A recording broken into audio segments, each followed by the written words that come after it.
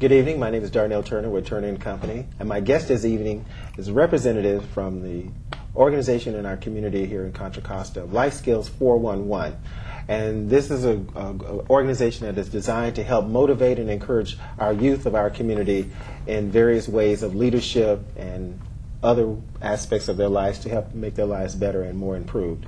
And my guest this evening is Mr. Michael Parker, who's the president and CEO and founder of Lifeskills, and also Mr. Corey Haynes, who's also the executive director, and Terry Fulton, who's the program director for Lifeskills411. Good evening, gentlemen. Good evening. And I'm glad to have you guys here. And in fact, as I said before the show, off camera, I'm like a real cheerleader of 411. And how I discovered 411 was driving down 80, going through Solano County, Vallejo, and there on the billboard was your billboard advertisement.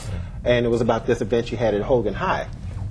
And I was like real excited. So I went to the website and just kind of browsed the website and just learned a lot about the organization and some of the work that you're involved in.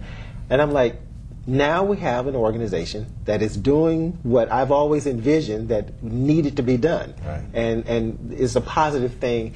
And I think this is a start, in my opinion, a start of a movement that will just flourish. And so I'm just excited. So I'm just going to try to contain myself in my excitement.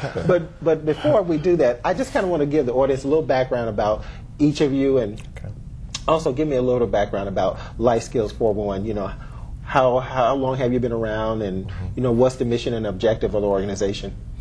Well, in starting things off, I guess Lifeskills411 pretty much began when I was about 5 years old, when my parents split up, and I found myself in Richmond, moving around to about 6 different elementary schools, and watching my mom battle with her second husband, and going through a lot of domestic violence, and battling with drugs, and being in some rough neighborhoods, and not really seeing a way that I could be successful. And a lot of the statistics were definitely against me, just being a latchkey kid in Richmond trying to make it.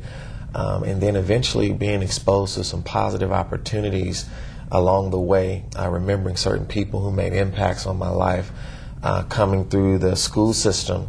And then once I got on the other end of it and actually realized that my brain wasn't smaller, it wasn't my lack of ability or intelligence, it was the fact that my skills were out of sync. I didn't have the right way of thinking, and I didn't have the tools necessary to take my life where it needed to go. And so my journey took me through college, got my bachelor's degree and master's degree, and something that I never thought I could do, was the first one to do that in my family.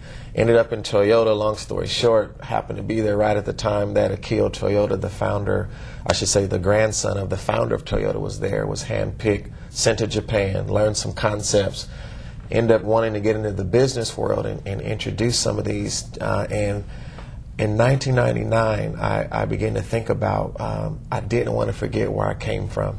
I didn't want to forget about the other youth who were out there trapped like I was, didn't have the right mindset, didn't have the right positive example, the right home environment, didn't have the right parental structure, and was not a bad person, but was in a bad situation. And so I came in with the term Lifeskills411. I went and quickly blocked it on the website. I said, one day this is going to be used, and I'm going to help try to save the world with this and remember all the young people.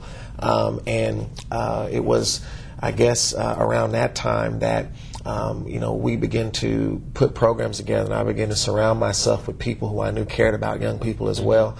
I met Corey here, Terry.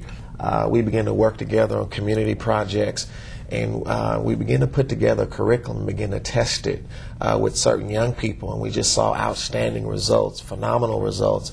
And now here we are in 2006, to make a long story short, with a strong conviction that the time is now. The statistics say so, the patterns say so, and basically our convictions say so. We feel it's time now to stop what we're doing and really focus on getting this message out to the youth, because the youth are in dire need.